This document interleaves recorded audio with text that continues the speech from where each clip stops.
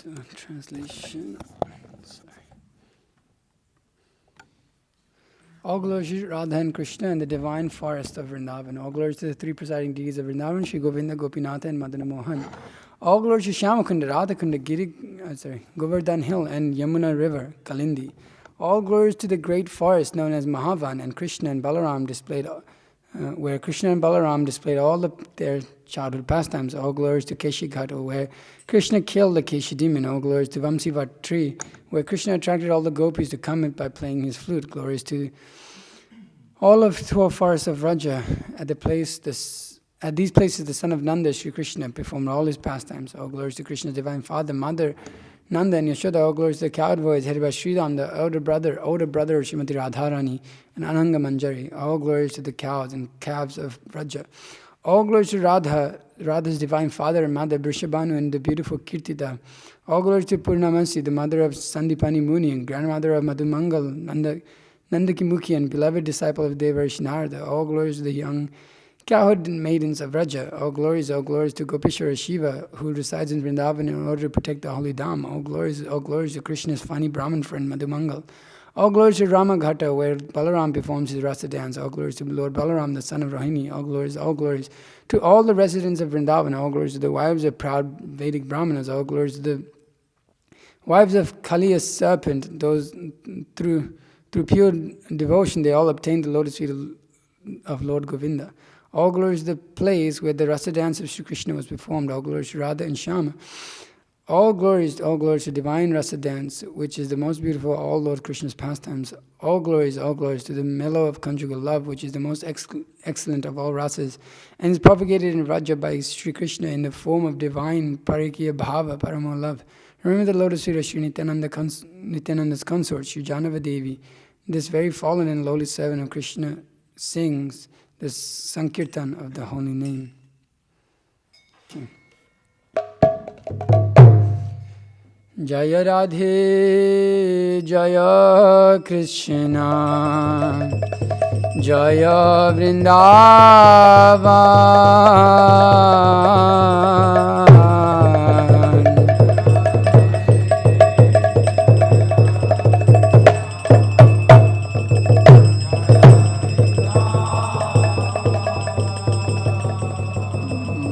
Jaya Radhe, Jaya Krishna, Jaya Vrindavan.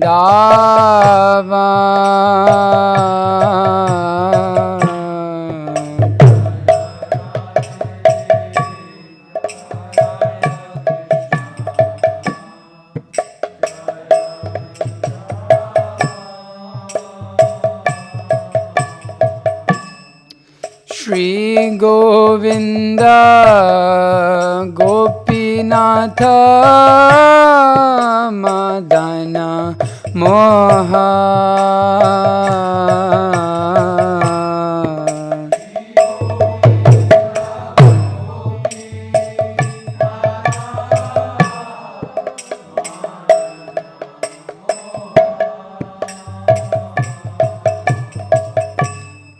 Shri Govinda Gopinatha Madana Mohan.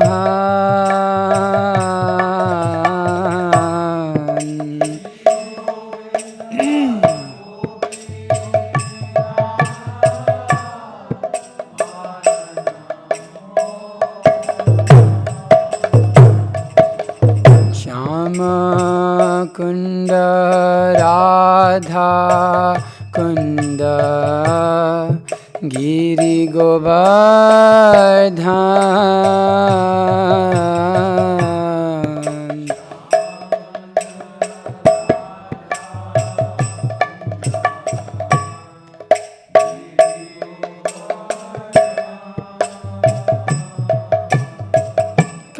Kalindi Jamuna Jaya Jaya Mahavan.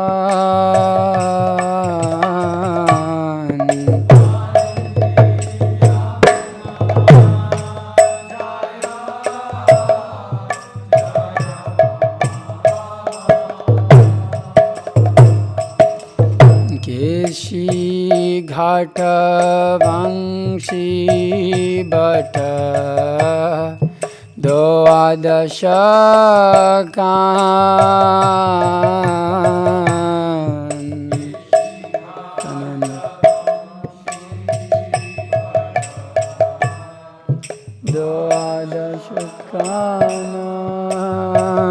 Doadashakana Jaha Sabha Lila Koilo Sri Nandananda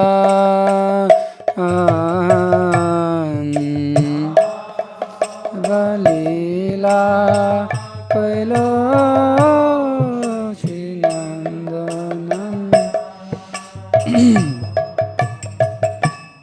Shri Nandan Jashoda Jaya Jaya Gopagan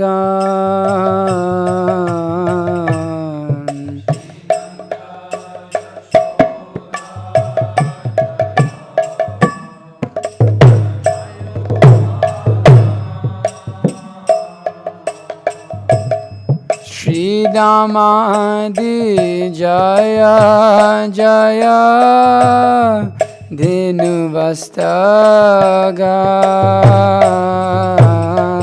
Vatsa Jaya Dhenu Vatsagan Shri Damadi Jaya Jaya Dhenu Vatsagan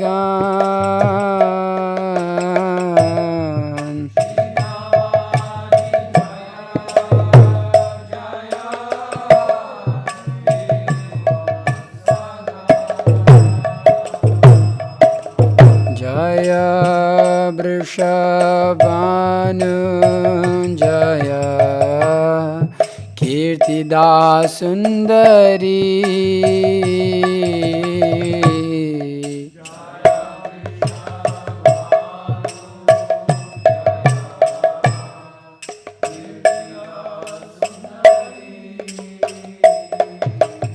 Jaya Purnamasi Jaya Abhiranagari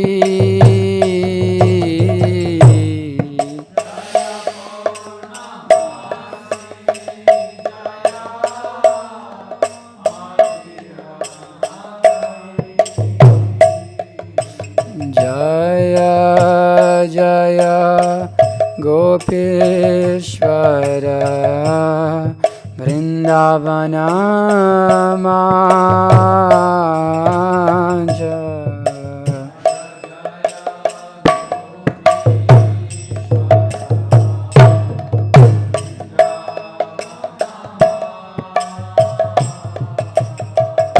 Jaya Jaya Krishna Shakha Bhat Dvijara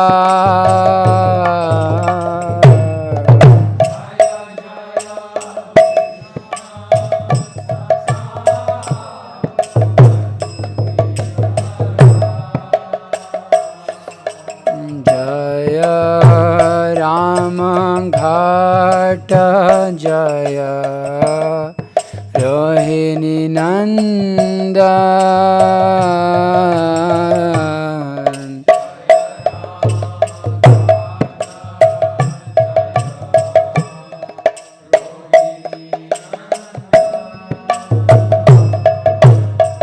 Jaya Jaya Vrindavana Vasi Jatha Gajan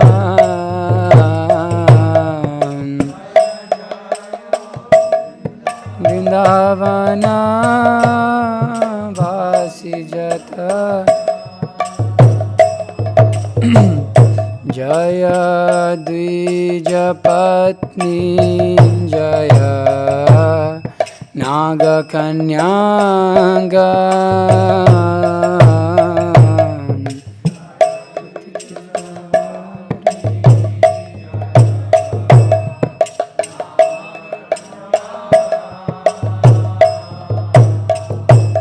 भक्ति ते जहारा pilo Govind चरण।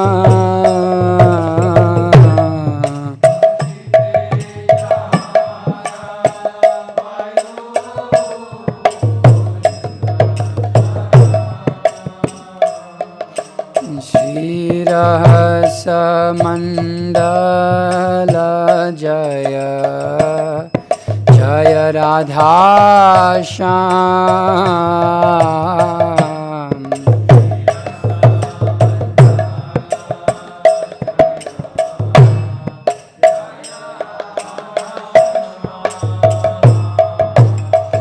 जय जय रसलीला सर्व मनोरम।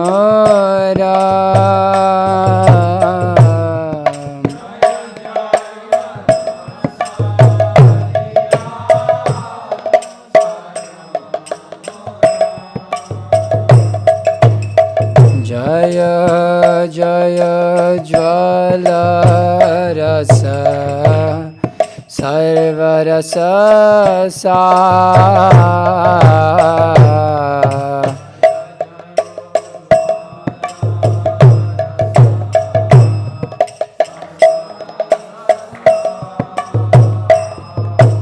पार किया भाव जहाँ ब्रज थे प्रचार।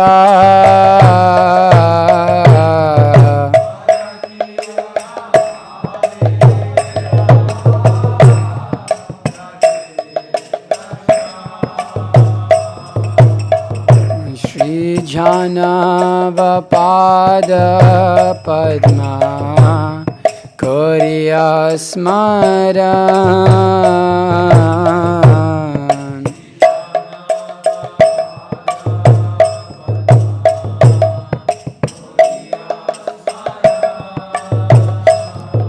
दीन कृष्ण दास कोहे नाम संकीर्तन।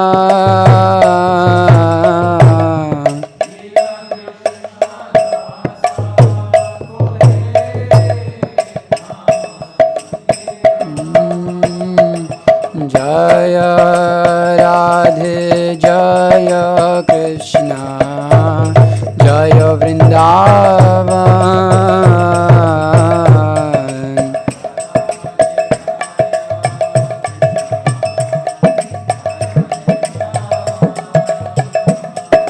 श्री गोविंद गोपीनाथ मदन मोहन।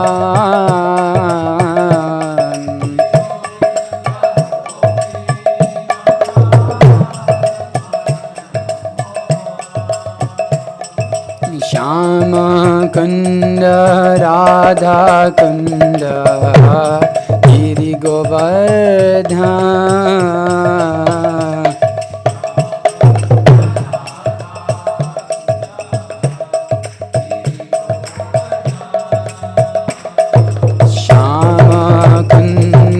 राधा कुंड गिरि गोवर्धन।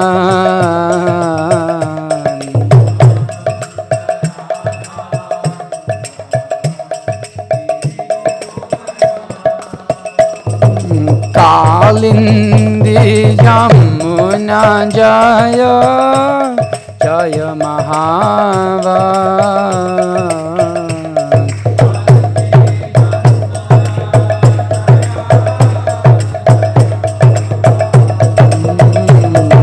जय राधे जय कृष्ण जय वृंदावन।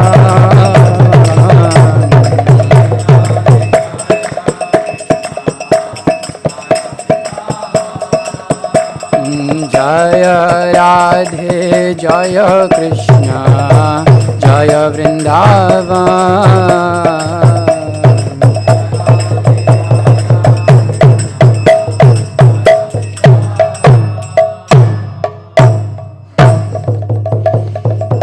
गिरिराज गोवर्धन की जय। Jai Vishnu Pada Brahmangsa Prevajakacarya Ashtottara Shata Shishmat A.C. Bhaktivedanta Swami Srila Prabhupada ki Jai Vishnu Pada Brahmangsa Prevajakacarya Ashtottara Shata Shishmat Bhakti Siddhanta Saraswati Thakur Srila Prabhupada ki Ananta Koti Vaishnavinda ki Namachar Srila Haridas Thakur ki Jai Vishnu Pada, sorry. All glories to the Simple Devotees, Hare Krishna. All glories to the Simple Devotees, Hare Krishna. All glories to the Simple Devotees, Hare Krishna. All glories to Shri Guru and Gauranga. All glories to Srila Prabhupada. Krishna Pada.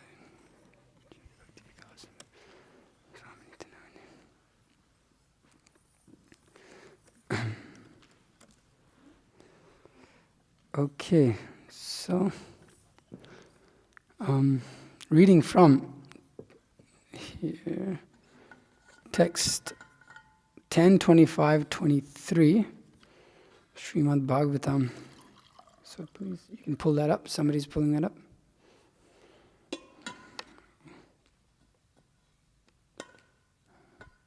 Jizak, you're pulling that up?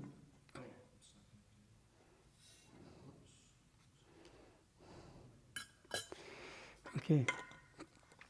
Kshut Trit Vyatam Sukha Apeksham Hitva Taihi Vrajavasibihi Vikshyamanah Dadhara Adrim Saptaham Nachalat Padat Kshutridhyatham Sukhapek. How do I do this here? Anybody know the meter? Kshutrid. Huh? I think there's an extra syllable on the first one, but it's just like that standard That one? Kshutridhyatham Sukhapeksham Hitvatai Rajavasibhi Vikshямano Dadharadrim Saptaham Nachalat Padat. Go a little higher. Kshutridhyatham Sukhapeksham Hitvatai Rajavasibhi Vikshямano Dadharadrim Saptaham Nachalat Padat. Kshutridhyatham Sukhapeksham Hitvate Vrajavasibhi Vikshямano Dadharadrim Saptaham Nachalat Padat. Please repeat.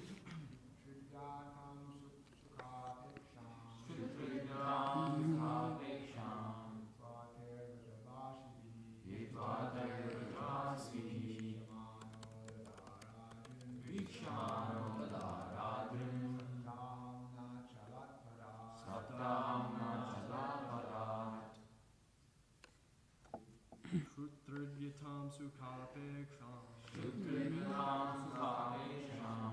Dvatar vrajavasibhi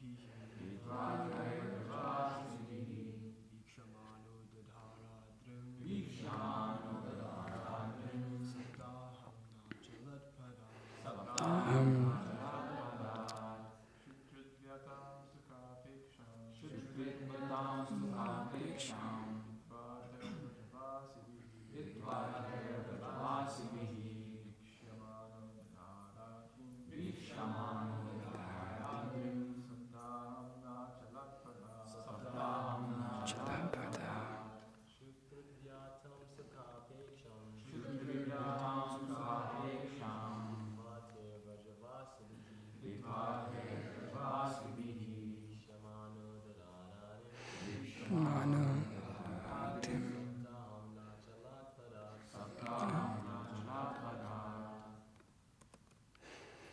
Mataji.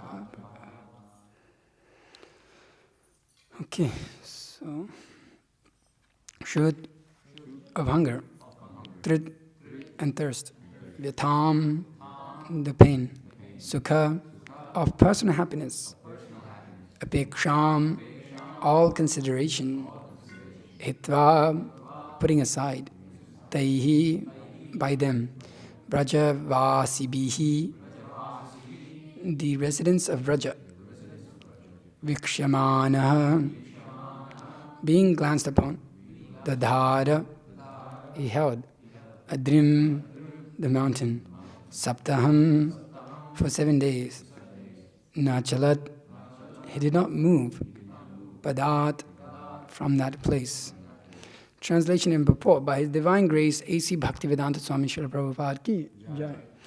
Lord Krishna, forgetting hunger and thirst, and putting aside all consideration of personal pleasure, stood there holding up the hill for 7 days as the people of Vraja gazed upon him. Purport.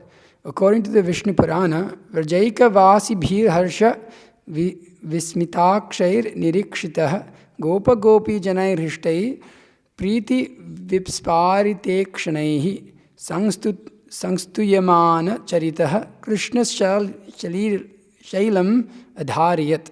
Lord Krishna held up the mountain while praises were chanted by the resident of Vraja, all of whom now had the opportunity to dwell together with him and who glanced at him with joyful and amazed eyes. Thus the cowherd men and women were all elated, and out of loving affection they opened their wide eyes.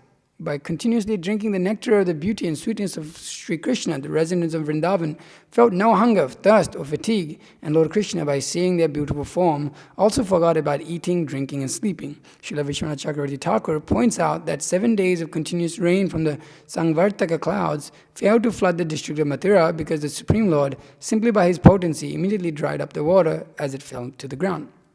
Thus, Krishna's lifting of Govardhana hill is full of fascinating details and has for thousands of years remained one of the most famous pastimes. Om Jnana Timirandasya Gyananjana Shalakaya Chakshur Unmatamena Tasmai Shri Gurave Namah Shri Chaitanya Manobhishtam Sthapitamena Bhutale Swayam Rupa Kadamaham Tati Swapadantikam Vandeham Shri Guru Shri Tapada Kamalam Shri Gurun Vaishnavangsha Shri Rupam Sagar Satam Sahagana Raghunathan Vitam Tam Sajivam Sadvaitam Savaditam Parijana Sahitam Krishna Chaitanya Devam Shri Radha Krishna Padan Sahagana Lalita Shri Vishakhan Vitamsha He Krishna Karuna Sindhu Dinavanda Jagatvati Gopisha Gopika Kanta Radha Kanta Namaste Tapta Kanchana Gaurangi Radhe Vrindavaneshwari Vrishavanusite Devi Pranamami Haripriya Vanchakalptarubhesha Kripa Sindhubhya Vacha Patidanam Pavanibhyo Vaishnavibhyo Namo Namah Namo Vishnu Padaya Krishna Prashtaya Bhutale Srimate Bhakti Vikasa Swami Tanavane Namo Vishnu Padaya Krishna Prashtaya Bhutale Srimate Bhakti Vedanta Swami Tanavane Namaste Saraswati Devi Gauravani Pracharine Nirvisesha Shunyavadi Paschata Deshtaya Jai Shri Krishna Chaitanya Prabhu Nityananda Shri Advaita Gadadhara Srivas Adi Gaura Bhaktivinda Hare Krishna Krishna Krishna Hare Hare Hare Rama Rama Rama Hare Hare Jnananandamayam Devam Nirmasphatikakritam Adharam Sarva Vidyanam Hai Grivam Upasmahe Guru Vaishnava Bhagavan Tinir Smarana Hai Vigna Vinashan Anayasha Hai Nija Vanchita Puran. So here, today is the ecstatic day in which, on which Lord Krishna lifts this Govardhana hill. So many different ecstatic pastimes of Krishna are there. I mean, every pastime is very ecstatic in its own, and always ever expanding.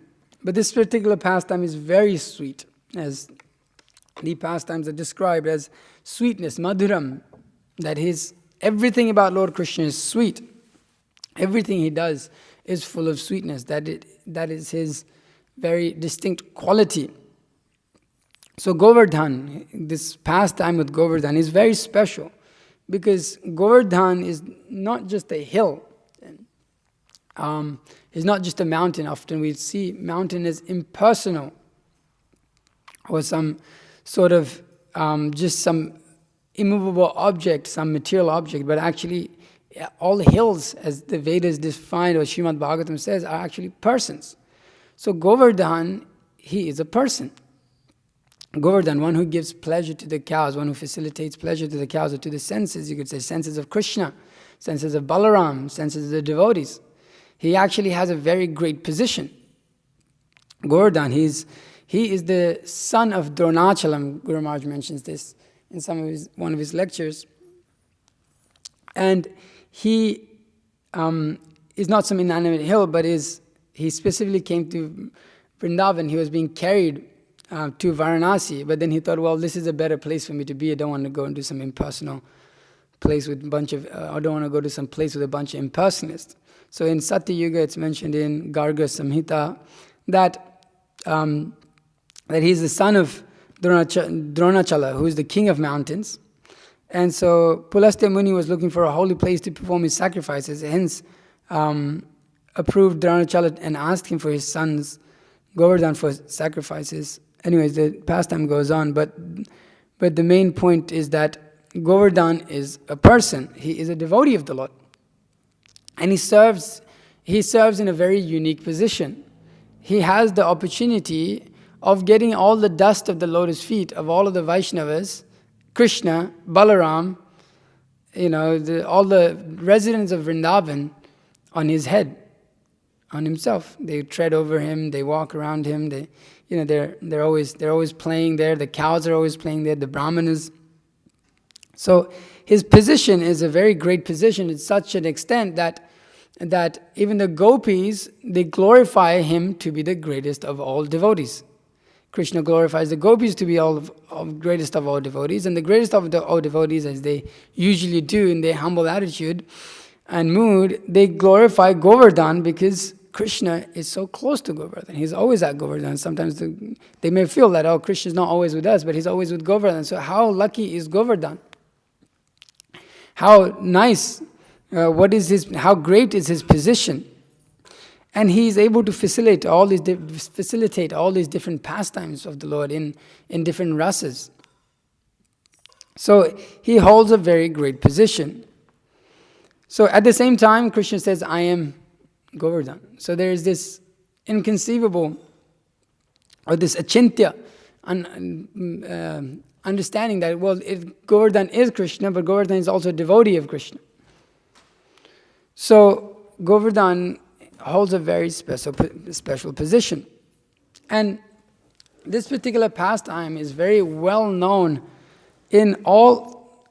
by even all people of Vedic culture. This specific pastime of Krishna lifting this mountain. Of course, so many pastimes of Krishna are there, but this pastime specifically is very, very special.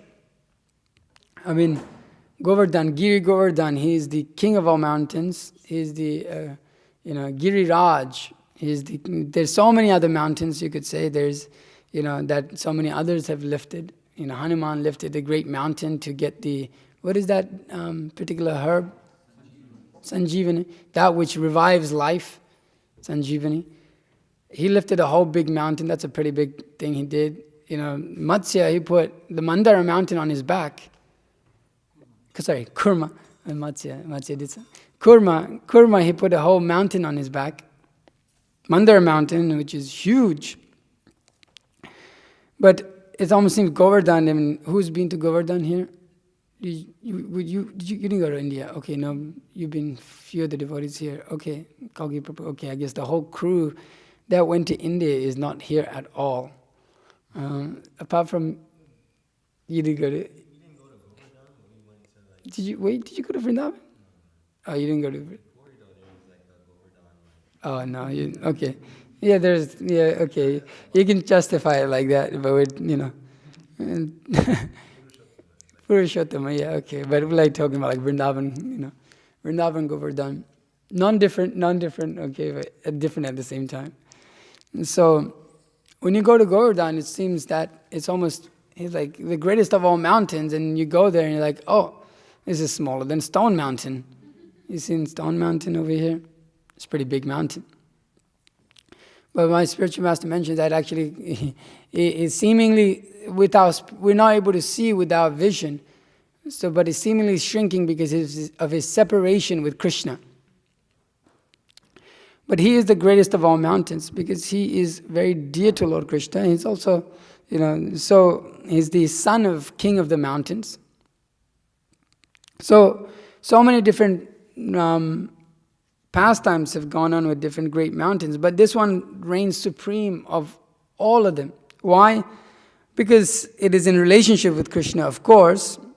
And what particularly does it expound? Or the fact that Krishna is there, and the fact that these pastimes that go on around Govardhana are very sweet. They're in relationship with Krishna, so they're naturally this Leela Madhurya, Bhakta Madhurya, Venu Madhurya, Rupa Madhurya. All of these four distinct characteristics of Krishna, his sweetness, of his exhibiting pastimes for the pleasure of his devotees, for the interaction with his loving devotees, for his divine flute that attracts all souls, and his form, which is very sweet, which is unrivaled in all of existence, it's mentioned. So Rupa Madhurya, Venu Madhurya, Bhakta Madhurya, Leela Madhurya. The fact that Govardhana is able to facilitate all of these pastimes of Leela Madhurya, of Bhakta Madhurya, Venu Madhurya, Rupa Madhurya, this reigns supreme. I mean, we have Mandara Mountain, and Kurma is holding the Mandara Mountain on his back. But it's a Supreme Personality of Godhead acting in that pastime. He's playing in that pastime, but you see that the pastimes of Krishna are transcendentally superior because of these specific beautiful relationships with the devotees, the sweetness of his relationship with devotees. And every time we hear a different pastime of Krishna, it's sweet. It's very sweet. He said, and devotees, they may argue or they may fight over which pastimes is particularly sweeter. You read it once and it's very nice, and then you read another pastime, this one's sweeter.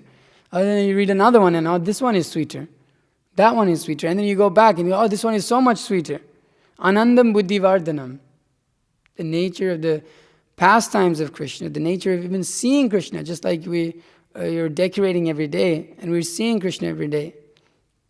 And we're seeing that if we're in the proper consciousness, we can see that the beauty of Krishna increases day by day, moment by moment, second by second. He's unlimited in his beauty that to an extent one cannot measure it. Krishna himself cannot measure his own beauty. Prabhupada mentions like that in terms of happiness or bliss, there's no bounds, but it's also his beauty is the same. That he's a Supreme Personality of Godhead, so of course he can measure it, but then when you measure it, it expands so much, then you got to measure it again. So it's unlimited, anandam buddhi vardhanam, unlimited expansion of beauty, bliss, sweetness. So Krishna's pastimes are very, very, very sweet. But this one especially is sweeter. This one, it is an amalgamation of all the sweetness in one place. Why? All of the devotees are present. All of the devotees in all of the different rasas. Govardhana is so fortunate. He's giving shelter to all of the devotees in all of the different relationships with Krishna. And they're all acting, it is simultaneously happening. Krishna is reciprocating with every individual devotee in his respective rasa under Govardhana. So this particular pastime, it is, you could say that it reigns supreme because here Krishna is acting in Shantaras, in Dasyaras, in Madhuryaras, in his parental expression, Vatsalyaras. It is all going on simultaneously. And that's quite amazing. I mean, we read about Krishna's pastimes with just him playing with the cowherd boys. And it's very blissful to hear. To him, or now every day we're chanting his pastimes in his Damodar Leela, in that parental affection. And I think at this time also in Vrindavan, they're chanting this Gopi Geet also, right? I see that. And it's going on in the month of Kartik. Gopi Geet is also being sung every night in Vrindavan. It's on their page. So these different pastimes so transcendently sweet, but now they're all coming together. They're all happening in one spot under Govardhana. And so it is a very, very blissful pastime. And the whole center of pastimes is Krishna's, every pastime of Krishna is centered with his love for his devotees, but Bhakta Vatsalya. But this specific one, how it takes place even. The fact that we're reading in this particular purport, or this verse here, that Lord Krishna, forgetting hunger and thirst and putting aside all considerations of personal pleasure, stood there holding up the hill for 7 days as the people of Vraja gazed upon him. Is the verse a lie? He put aside all considerations of his personal pleasure, but doesn't Krishna do everything for his personal pleasure? Doesn't he? That's his whole pastimes, right? That he wants to expand the bliss. But that is the mood and attitude and the mood he prefers to be in, that he wants to give pleasure to his devotees. So, just like Krishna is putting aside all personal pleasures, the Vrindavan Vasis are also putting aside all personal pleasures. They're forgetting all of the difficulties, all of the even eating, sleeping, the basics that is required to maintain the body, they are forgetting. So in this pastime, the whole thing begins with Krishna, who is the knower of all, omniscient, asking Nanda Maharaj, what are you doing with these sacrifices? You're preparing all of these things. What is the purpose of this? Knowing well that the worship of Indra is about to happen. And so Nanda Maharaj, this little boy, he's asking some questions. He doesn't need so much of an explanation. But Krishna is very adamant in pushing his father, understanding, please tell us. You're meant to tell us. How can you not tell us? You're meant to know what you're doing. You must tell us. Tell me what is going on. And as his father describes, and then Krishna tells him, this is the Indra Yagya, we must perform it in order to get rain, and in order to wear vaishyas, we have to grow food, and so Indra is our god that we have to worship for this. But Krishna is not having any of it. And so he presents this karma mimamsa philosophy, and then the idea of duty, and one should, and then his mode of good. Here it's said in the summary, it is because of karma alone that living entities take their birth in a certain body, experience varieties of happiness and suffering in that body, and then give up the karma pertaining to it, runs out. Thus it is karma alone that is our enemy, our friend, our guru, and our Lord. And Indra can do nothing to alter the happiness and distress of anyone, for everyone is tightly bound by his karmic reactions. The material modes of goodness, passion, and ignorance bring about the creation, maintenance, and destruction of this world. The clouds give forth rain when they are impelled by the mode of passion, and cowherds prosper by protecting the cow. Furthermore, the cowherds' proper residence is in the forest and on the hills. Therefore, you should worship the cows, the brahmanas in Govardhana hill. So Krishna, he speaks to Nanda Maharaj in this way.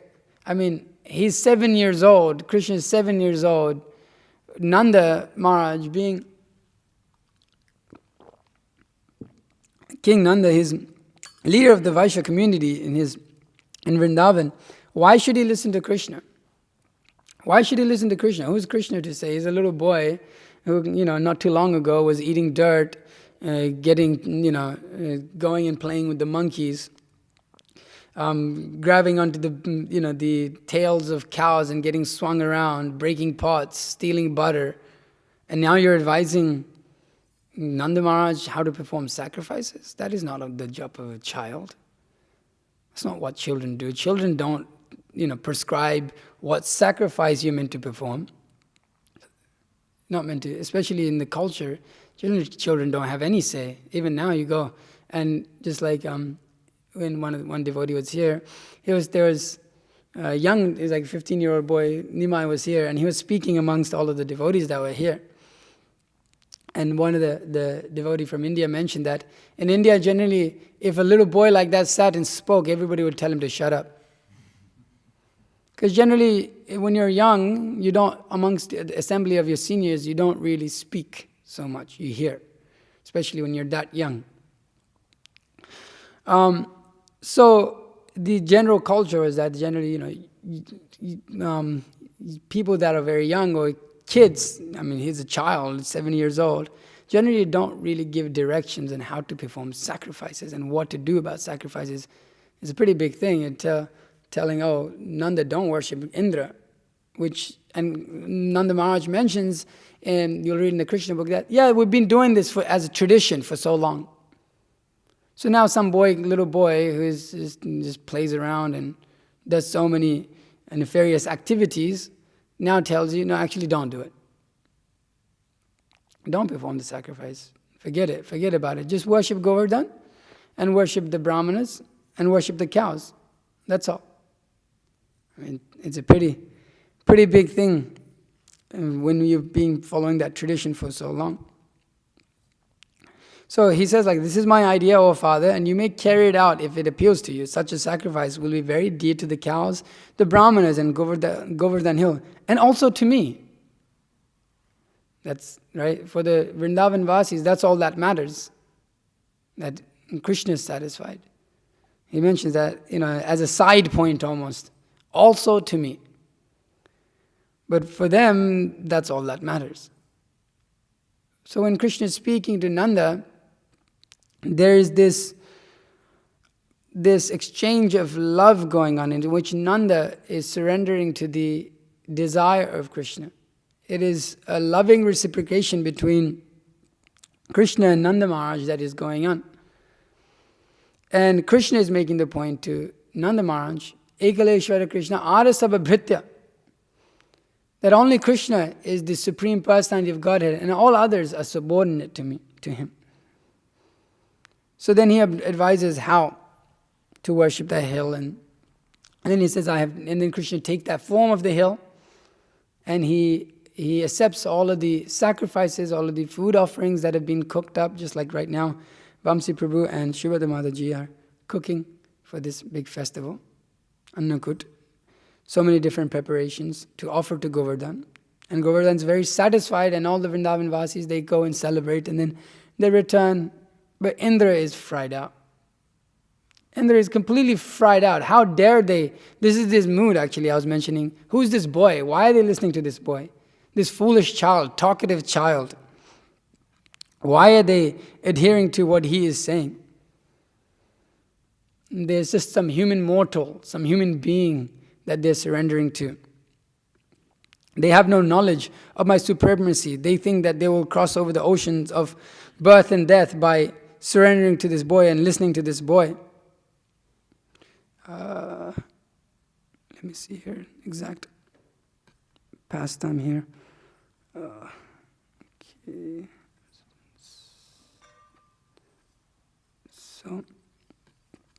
So Indra is saying like that. Indra said, just see how these coward men living in the forest have become so greatly intoxicated by their prosperity.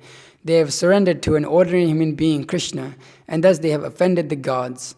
They are taking shelter of Krishna, just like the foolish attempt of men who abandon transcendental knowledge of the self and instead try to cross over the great ocean of material existence in the false boats of fruitive ritual sacrifices. These coward men have acted inimically towards me by taking shelter of this ordinary human being, Krishna, who thinks himself very wise, but who is simply a foolish, arrogant, over-talkative child. This prosperity of these people have made them mad with pride, and their arrogance is backed up by Krishna. Now go and remove their pride and bring their animals to destructions. I'll follow you to Vraja, riding on my elephant Airavata, and taking with me the swift and powerful wind gods to decimate the cowherd village of Nanda Maharaj. So Indra is taking this position. I mean, he's bewildered by, and he's saying that, well, all of these devotees of Krishna, all of these cowherd men and all of them, they're intoxicated by pride. It's interesting, huh? Those who are intoxicated by pride see those who humble and surrendered to the lotus feet of Krishna as intoxicated by pride. They see that. They see it like that. Their false vision is mentioned here again. With pride and their arrogance is backed up by Krishna. Now go and remove their pride. Indra is so acting foolishly here. They say that he says that they abandoned their foolish attempt of men. Their taking shelter is just like the foolish attempt of men who abandon transcendental knowledge of the self. He has no idea. He has no idea what is going on. This is like what we see in material life also. When the devotees of the Lord, they take shelter of Krishna, pretty much all materialists, they criticize him. They criticize. We see in our own lives when we choose to take shelter of Krishna. Why are you taking shelter of Krishna? What will he do for you? What has he done for you? My parents. What's the point? You don't have money. You don't have a home. Where's your job? You don't have a wife. Who will take care of you? You don't have kids. Who will take care of you? Or you've taken shelter of this Krishna. You can worship Krishna, but why do you have to take full shelter? Why don't you depend on yourself? You've left the boat of material life. What are you going to take shelter of now? Indra is thinking like that. They've left my shelter and they've taken shelter of Krishna. That's so foolish. Just like those who abandon transcendental knowledge of the self. So we can see Indra's mentality of not being able to see Krishna, although Krishna is there. That all the Vrindavan Vasis they're naturally seeing, they're having love for Krishna, naturally attracted to Krishna. But Indra, in a superior position, intoxicated by pride, he's not able to see. So those who are intoxicated by pride in this world, they cannot see Krishna. They cannot notice, or they cannot see how the devotees of Krishna, they have surrendered to the Lord, and how that is the supreme and topmost thing. They simply criticize, thinking, well, you guys are completely mad. This is foolishness. How dare you leave material life? How dare you leave the sacrifices of material life? So this is going on. Indra is so puffed up. But we see, and then he's sending forward so many torrents of rain, winds, and everything like this. And Krishna, the devotees of the Lord, they're very much, in distress. And so Krishna, being the Supreme Personality of Godhead, he wants to make a point to Indra. You're a fool. You're challenging Krishna. How foolish. So Krishna does something that the Bhagavata mentions. He simply picks up the Govardhana hill with his pinky, like a little umbrella, or it's mentioned like a mushroom umbrella. How mushrooms are a little umbrella, it doesn't take much effort. But Krishna, he simply just uses his pinky to just pick up the whole of Govardhana hill. And he asks all of the Vrindavan Vasis to come and take shelter. And he's making it a point that, especially just with the pinky only, the left hand pinky, and we'll see Srinathji out there, and then he keeps his right hand on his waist. He's making a point to Indra that you're a fool. You have no actually power to actually hurt any of the Vrindavan Vasis or perform any destructions at all as he intends to do. As Krishna says here, because we have stopped his sacrifice, Indra has caused this unusually fierce, unseasonable rain together with terrible winds and hail. By my mystic power, I completely counteract this disturbance caused by Indra. Demigods like Indra are proud of their opulence, and out of foolishness they falsely consider themselves the Lord of the universe. I will now destroy such ignorance. Since the demigods are endowed with the mode of goodness, the false pride of considering oneself the Lord should certainly not affect them. When I break the false pride of these bereft of goodness, my purport is to bring them to relief. I must therefore protect the coward community by my transcendental potency, for I am their shelter. I am their master, indeed they are my own family. After all, I have taken my vow to protect my devotees. Having said this, Lord Krishna, who is Vishnu himself, picked up Govardhana hill with one hand and held it aloft, just as a child holds up a mushroom. The Lord then addressed the cowherd community, O mother, O father, O residents of Vraja, if you wish, you may now come under this hill with your cows. You should have no more fear than this mountain will fall from my hand. And don't be afraid of the wind and rain, for your deliverance from these afflictions have already been arranged. Thus, their minds thus pacified by Lord Krishna, they all entered beneath the hill, where they found ample room for themselves and all their cows, wagons, servants, and priests, and all of them, and for all the other members of the community as well.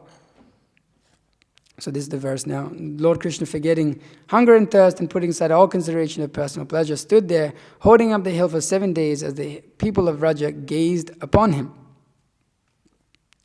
So, what's interesting is all the Vrindavan Vasis have entered under this hill.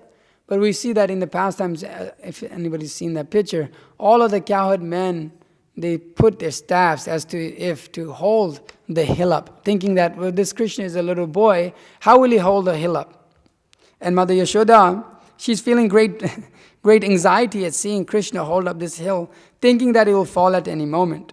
And therefore, all of these different staffs from the cowherd men are being put up, thinking, oh yes, this will help. This will hold up the boy. We're helping Krishna.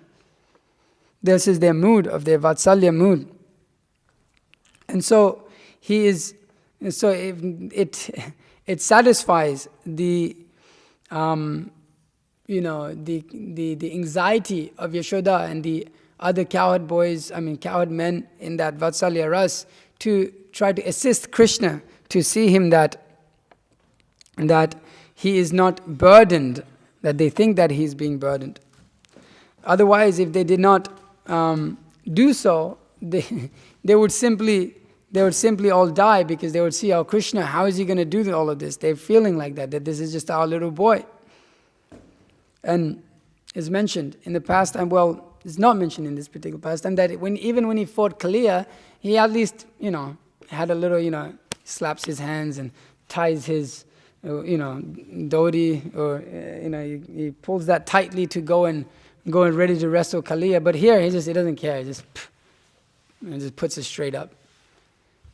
Showing his prowess, showing his strength, showing his position as the Supreme Personality of Godhead. And it is done with the love for his devotees to facilitate this pastime. Although this pastime of, Krishna has the ability, he performs many pastimes at once. He satisfies many different purposes at once.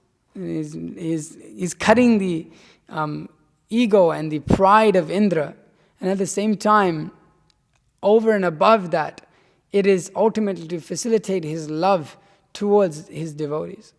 It is ultimately to facilitate that position by which he can have this loving relationship with all his devotees in one place, and reciprocate with all his devotees in one place. And so this is the beautiful pastime of Govardhana. There's the beautiful position, or the festival of Govardhana, means that all of the devotees and all the different relationships with Krishna, they come together and they worship Krishna. What went on for 7 days? What went on for 7 days under the Govardhana hill? What happened? Everybody's looking at Krishna, but everybody's talking about Krishna. Everybody's discussing about Krishna. Everybody's thinking about Krishna. For 7 days, they forgot to eat. No eating. No sleeping. It's mentioned that their thirst or fatigue, they felt no hunger, thirst, or fatigue. And Lord Krishna, by seeing their beautiful forms, also forgot about eating, drinking, and sleeping. He forgot that they had to eat. They forgot they had to drink. They forgot that they were tired. That is the nature of devotional service. That is the nature of being in Krishna consciousness, that one forgets. And Srila Prabhupada mentions that our goal is to make the, eating, sleeping, zero. How is it possible, we think? How is it possible? How is it possible that the Goswamis were doing it? How is it possible Rupa Goswami, Sanatana Goswami, all of our great acharyas were doing it? Here is mentioned that by continuously drinking the nectar of the beauty and sweetness of Sri Krishna, that they were able to continuously drink that nectar. And they felt completely satisfied. Krishna, he has the ability he is completely satisfied in himself, and he can give satisfaction to others. He can eat through all of his different senses. And he also has the ability to just satisfy the hunger, thirst, and fatigue of everyone just through his senses and his body and his sweetness and his beauty. That is the nature of Krishna. And Krishna himself, he also forgot about eating, drinking, and sleeping. How? By seeing his devotees. By taking pleasure in the beautiful forms of his devotees. By the beautiful forms of the gopis, the beautiful forms of Yashoda, his Madhumangal, the cowherd boys. The Vrindavan devotees took shelter in Krishna, and Krishna took shelter in the devotees of Vrindavan. That is the transcendental relationship that is going on with Krishna and his devotees. Srila Prabhupada comments in the Srimad Bhagavatam that there's a transcendental fight between who can serve who better, between the devotee, pure devotees, and Krishna. Krishna is always desiring to serve his pure devotees. And so he makes those things which are impossible possible for the pleasure of his devotees. All of the devotees, they all come together. How much, we hear in the Srimad Bhagavatam, Satam Prasanga Mama Vidya Samvido, Bhavanti Hit Rasayana Kataha. Even when we are seeing Vidura and Maitreya, Vidura, Uddhava come together, they're experiencing so much ecstasy. What to speak of all of the different talks and the pastimes that are happening when the gopis and the parent, all of the different parents, in Vatsalya Ras and the cowherd boys and Shantaras and Dasyaras, they're all present there. The discussions that is going on there about Krishna, how pleasure, how much sweetness, how much beauty, Madhuram, that song is there. How much Anandam Buddhivardhanam, the unlimited level of bliss and knowledge about Krishna is being spoken about for 7 days straight. No sleeping, no eating. We can do that? No, right. We need prasadam. It's almost prasadam time. Everybody's probably thinking about breakfast, right? And the offering just got done, so when will the class end? But the being absorbed in the pastime of Krishna, one completely forgets about all of these things. And who is an example of that? Parikshit Maharaj. How did he not eat for 7 days? Sleep. And how did Shukadev Goswami not eat for 7 days and sleep? And how all the sages in the, present on that assembly not eat for 7 days straight, or sleep, or do all of these things? How? Because the Srimad Bhagavatam is Krishna himself. Srimad Bhagavatam, begins by taking darshan of the lotus feet of the Lord. And it continues to the 10th canto to his beautiful face. So those who are of the hearers of Srimad Bhagavatam, those who are reading Srimad Bhagavatam, those who are absorbed in the Bhagavatam state of mind, they don't feel this hunger, they don't feel this thirst, they don't feel this fatigue. They don't feel it. Why? Because of the drinking, the nectarian beauty and sweetness of Krishna. It is all satisfying. It is absolute. This material body is just a bag of stool. It's just it doesn't have any significance without the soul. It doesn't exist without the soul. It cannot.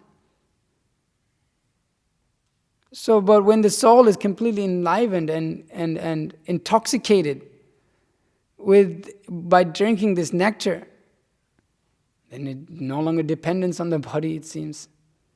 We see that the body is like, okay, it function. It doesn't. It's almost like you see Srila Prabhupada and you see our acharyas and you see all of this like way beyond the necessities of the body, completely transcending the necessities of the body because of that absorption in the pastimes of Krishna, in the beauty of Krishna. So that Achinta Shakti, that inconceivable potency of Krishna, it provides the devotees all facilities to make the impossible possible. Mukunda Datta Prabhu mentions this, and I don't have it written down here, but Rupa Goswami mentions this point, that the Lord, when the devotee understands the Achinta Shakti, the Achinta nature, the unconceivable potency of Krishna, and he surrenders to that understanding, then he develops deep faith in Krishna consciousness, just like Srila Prabhupada was sometimes asked by devotees, how is it possible? I mean, Krishna is omniscient. He knows everything that is going on. He knows what's going to happen. He knows if you're going to become a devotee or not. So then what is our independence? It doesn't seem like there's independence. Srila Prabhupada says, Achintya Shakti, it's inconceivable, you cannot understand. But the devotees weren't satisfied with that. There's more limitations. They're trying to understand with logic and reason. There's limitations to logic. They couldn't understand that Krishna's Achintya Shakti is way beyond logic and reason. Cannot understand. So one has to understand that he cannot understand. One has to accept that he cannot understand and take shelter completely of Krishna. The Vrindavan Vasis, how can they understand? This boy is lifting a hill with a pinky and we're going to go under it? This seems, logically, it doesn't seem very smart, does it? How is he lifting this hill? What is going on? It may all fall on our heads, right? Somebody's, even if one of us lifted something up and said, come sit under me, It's like it's raining hard, okay, we're going to lift something very heavy. Like, in the kitchen we have that, using that big, what is that pan that we have? It's huge, the wok, but it's not exactly, it's flat wok. And you can lift that thing and make an umbrella out of it. Someone like myself with little skinny arms. Say, all right, come on guys. All right, I'll protect you all from the rain that's about to come or the hail and the storms. No way. Absolutely not. But the Vrindavan Vasis are taking shelter of a 7-year-old boy. Why? Because they've that love or that acceptance of Achintya Shakti is taking place because of their deep faith and love for Krishna. Naturally taking shelter of Krishna. So when we take shelter of Krishna, when we understand this thing, then our lives, even though there's things that are impossible, they're seemingly impossible. Therefore, Srila Prabhupada said, impossible is a word in a fool's dictionary. Why?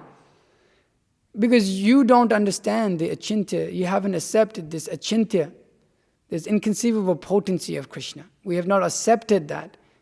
Krishna can do anything.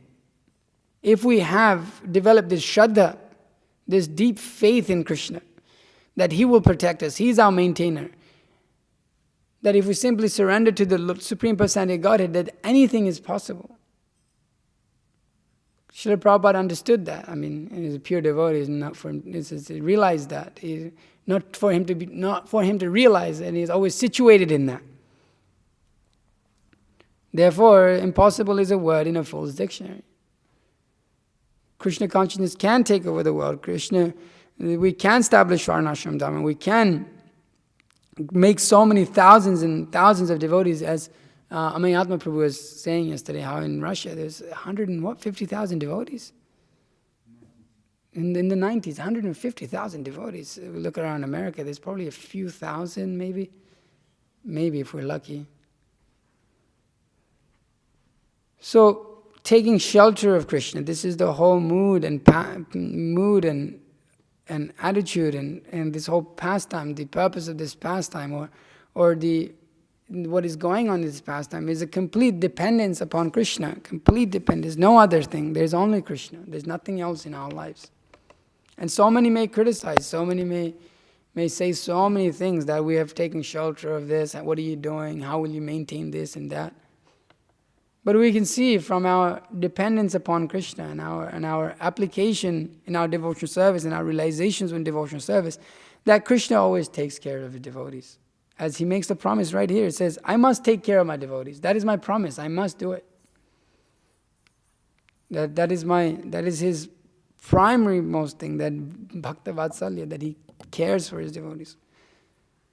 So you see that even the devotees, even though we're in a neophyte stage, we can get glimpses of this. When we're absorbed in Krishna consciousness, hunger, thirst, fatigue, it goes away.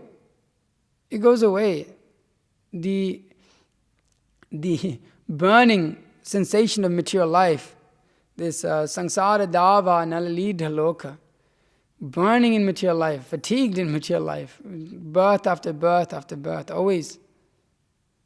But coming to Krishna consciousness is like the spiritual master. He takes the ocean, it's like a rain cloud, and he takes mercy from the ocean, and he rains, and he distributes that to the lokas, to the people who are suffering, us. And so by drinking that nectar, by drinking that mercy that is coming down through the spiritual master, we can also begin to experience this, being when we're absorbed in Krishna consciousness, feeling of forgetting thirst, forgetting hunger, forgetting fatigue. And again, the best place, you can have this experience in many different places within Krishna consciousness. Book distribution, there's times where you go out from 10 a.m. to 8 p.m. and you don't take lunch, you don't eat, you forget to drink, you don't feel tired. You can just go on and on and on and on and on and on and on and on, and it's like, whoa, it's like time. What is time? It's like, whoa, it's going by so quickly. It's been 8 hours and you forgot that you didn't eat today. Or you're in the kitchen, and those who are cooks have that experience. It's a Janmashtami festival and you're cooking and you're right in front of, food, very tasty food for Krishna, and you've been fasting, and it's like, if you're absorbed in that service, it's like you're cooking for like 12 hours, and it's just like, but time is just kind of just like gone by somehow, and you're not desiring to eat that because it's for Krishna, but there's great level of bliss and absorption in that cooking, or even cleaning. Cleaning is a little harder for us, right, to be absorbed. Generally it's like, oh, I gotta clean.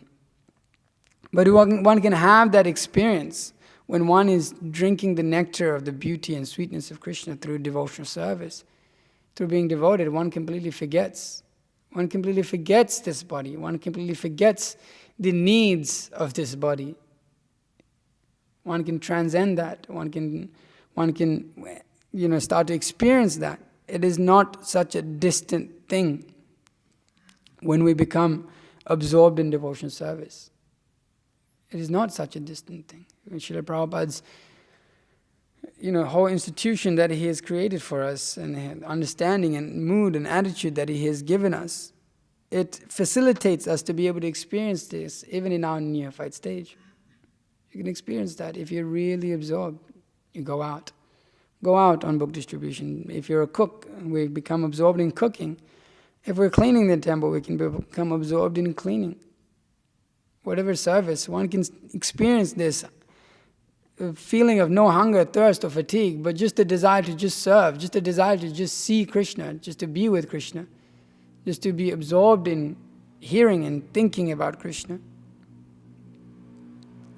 So we see that this pastime is very sweet in so many different ways, and Srila Prabhupada comments, the commentators here, the Bhaktivedanta, this here is the disciples of Srila Prabhupada comment here that for thousands of years, full of fascinating details, and has for thousands of years remained one of the most famous pastimes. There's so many fascinating details that I don't know, and I can't particularly go into because it would take 7 days and 7 nights, and and we'd probably get hungry, and fatigued.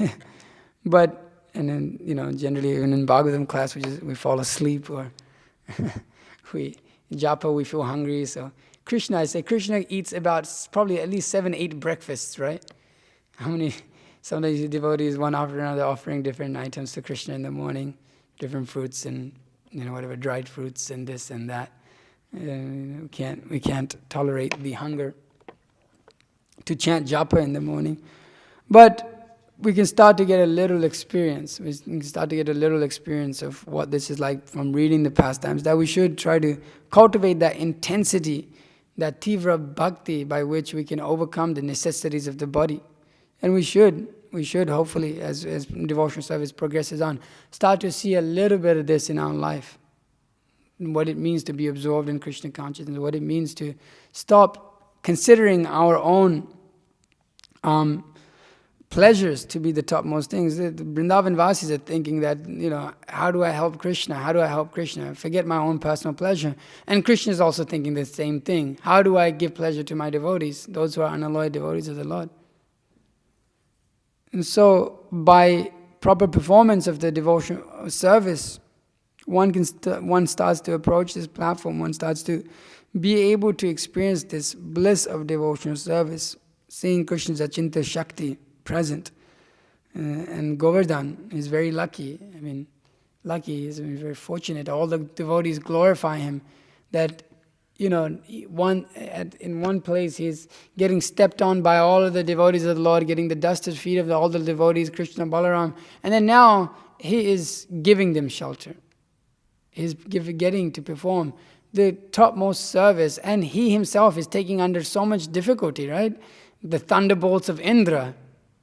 Actually, one of the glorifications of Govardhana written by Rupa Goswami is that he even shatters the thunderbolts of Indra. That is there in one place. I remember hearing it some time ago. He takes upon his head all of these winds and storms and so much destruction that is coming in with great pleasure. Bhaktivinoda Thakur, he exemplifies that mood, that when the great difficulties in Krishna's service comes, I shall take great pleasure in that. How much pleasure is Govardhana getting out of having all of the devotees present? Even just like right now, all of the devotees are not present. And it's a little painful to know that, few of the devotees that we're very close with and been performing devotional service for so long, we're not together in the festival to be able to celebrate these festivals. But Govardhana, he has all of the devotees. All of the devotees are present right there. And he's getting an opportunity to serve them while he takes all of the great difficulties, while he takes all of the thunderbolts on his head, while he takes the winds and the storms and the rains and the hail. But that has no significance to him, all of that pain, all of that so-called suffering. Therefore, Kunti also prays like that. Let it all come. Let it all come, because by that difficulty or the pain or that is there, we shall remember you, my Lord. We shall derive great pleasure. This fatigue and this hunger and thirst, all of these afflictions of material life will mean nothing to us, because we will be absorbed in your Lordship, in your pastimes, in your beauty. So Govardhana, he is a great devotee of the Lord. At the same time, he is the Lord himself. But he's getting to serve the Lord so nicely. So that is also our mood amongst all the difficulties of material life and so many different difficulties that come about in our preaching, in our distribution, in our personal lives, in our cooking, in our cleaning, in all of these things, bodily issues, mental issues. If we're just absorbed in the pastimes of Krishna, amongst all of these difficulties, you will be able to experience that ability to overcome all of these things to the extent that you may not give it any significance at all. And the example of that for us is our own spiritual master. Just casually tells us that his body feels like it's on fire while he's describing the which lectures is the mode of goodness, right? Devotional service in the mode of goodness. Just casually, yeah, sometimes, pretty much constantly my body feels like it's burning in fire. It's like, what? What is he what do you mean? It doesn't look like it, right? Just casually giving talks while, slip disc, so much pain, and then, pastimes of exhibiting, bladder problems, in which pain indication of 15 or something like that, which people should be hospitalized and in complete pain. It sounds, this is like a medical, it's a measurement from a professional doctor. It's going, yeah, this is pain right here. And then he's casually just dancing at Mangalarati, just like anyone else, just like any young man who has no problem in life with his body and this and that. So we have a practical, we have the devotees, they give us that practical experience by that pratyaka, by us being able to see that, how one is absorbed in Krishna, one is absorbed in serving and loving Krishna. Then there is no time, place, circumstances, and a condition in which one cannot be absorbed in Krishna consciousness. This we should try to realize in our life. Sometimes we blame so many circumstances, so many other people, right, for us not being Krishna conscious. So many different situations or places and time, and I was like this, in this place I couldn't do this. But actually, Srila Prabhupada makes that point again and again, that there is no time, place, or circumstances in which one cannot be Krishna conscious. Because by being Krishna conscious, all of those time, place, and circumstances don't matter. They don't mean a fig at all. One can overcome those circumstances. So being absorbed in Krishna consciousnness, that is the point. That is the point. Serving Krishna, loving Krishna. This pastimes exhibits that, it expounds that. That is the essence of it all. And so, we should go on in our lives, distributing books, cooking, cleaning, absorption. And you'll see how we'll be able to, as time goes on, how we'll sometimes realize, oh my God, in material life, if I was under this circumstances, I would be completely fried out. I would be completely disturbed. My life would be hell. I would be completely depressed. But one can observe that even though I'm in a very difficult situation, bodily or physically or mentally or situationally or circumstantially with people, and one can understand, why am I not completely destroyed? Because there is a level of, by the mercy of Srila Prabhupada and of our Acaryas and our spiritual master, it wipes out the sufferings of material life, and one forgets, and one can go on in Krishna consciousness. But one has to be absorbed. Therefore, reading Bhagavatam every day. Therefore, chanting our rounds with attention. Therefore, doing service with attention and with the proper mood and attitude. That gives proper fructification within devotional service. Otherwise, we may go on performing devotional service with the wrong attitude, with the wrong mood, the desire for fruitive results. Then you can't transcend the bodily platform. Then you'll be absorbed in time, place, and circumstance. That's the only way I'll perform devotional service.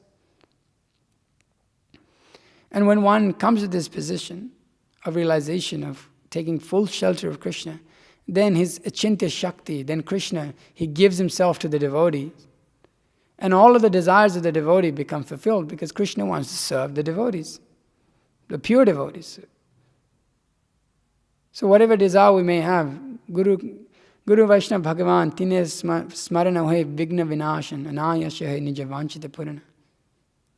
Whatever desire we may have within devotion service to please Krishna, that will get fulfilled. How? By simply remembering the Guru, Vaishnava and Bhagavan. All of the difficulties will become cleared and our real desire will come forward and it will be fulfilled. So this is the endeavor within devotional service. This is the endeavor of the Vrajavasis. This is the faith of the Vrajavasis. This is the service mood of Govardhana himself. So this pastime is very special and we should hear everybody. I encourage everybody, it's not very long, the pastimes in Krishna book, it's like, I think, the first bit in where Krishna is having discussion with Nanda Maharaj is only about 18 minutes long, and in the second bit is not that long either. So, we should hear about the pastimes, listen to about the pastimes, and absorb ourselves in the pastime today. That's what the festival is meant for. It is not just meant for, having a good time. It's not for having a good time. It's meant to try to give pleasure to Krishna, by hearing more about the pastimes, for trying to absorb ourselves more into the pastimes. So it is a day in which we should do that, discuss about the pastime, hear about the pastime, read about the pastimes, get together with devotees, and develop and expound that rasa by that discussion. So today is Govardhana Puja. Today is the worship of Sri Govardhana. We can worship him as a devotee, and as Krishna himself also. So it's, we should use this day, to use the whole day to make it a special point in these festival days, to be more Krishna conscious, to not get distracted today, to be absorbed in service, to, as Prabhupada said in Ekadashis and especially for lessen our sleep, intensify our devotional service. So intensify with proper guidance and all that. Intensify our love for Krishna, our service to Krishna. And come to this point of pure devotional service. So I'll end my class there. If there's any questions or comments, please feel free to ask. I think yes, Kalki Prabhu.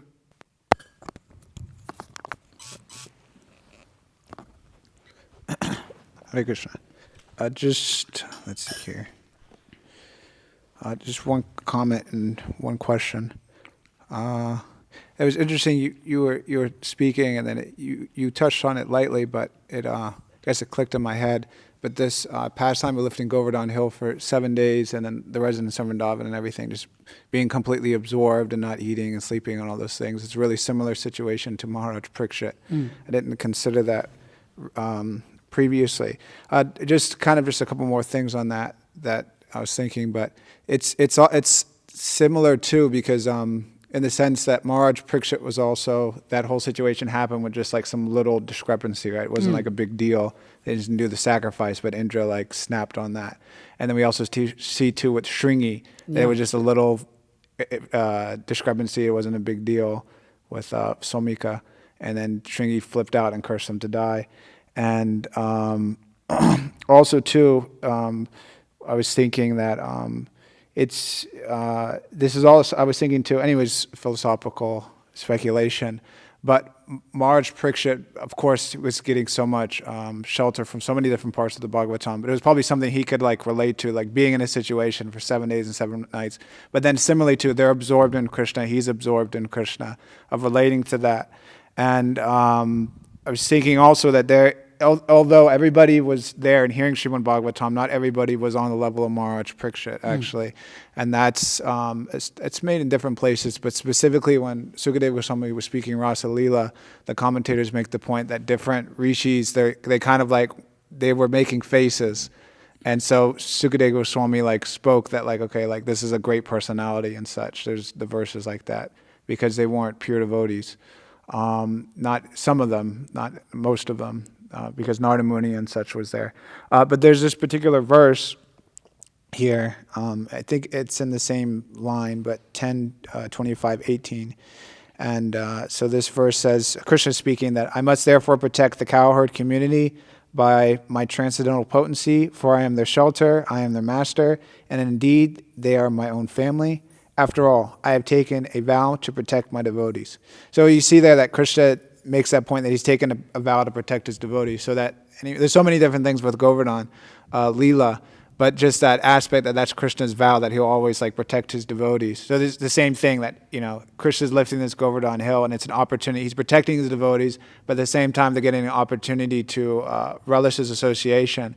So similarly, Maharaj Parikshit was cursed to die. That was arrangement of Krishna, but then that opportunity was given for him to become completely absorbed in Krishna for 7 days and 7 nights. And then Krishna similarly here, as he's saying, like he took a vow. So Maharaj Parikshit is his devotee. He took a vow to protect him. I was thinking like that anyway. Some of the things there with that pastime.